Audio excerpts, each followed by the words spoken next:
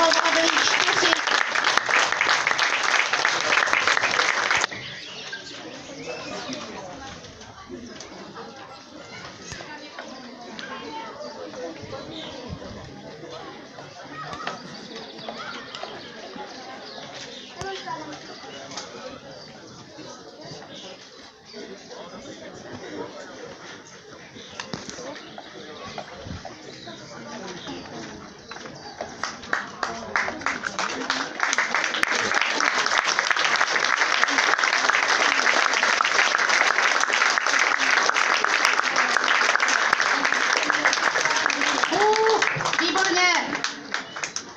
Děkujeme.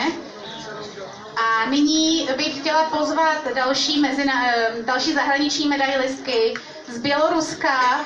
K nám přijeli 3 medailistky z města Logojsk. A to první z nich je Logojská chudожественная škola.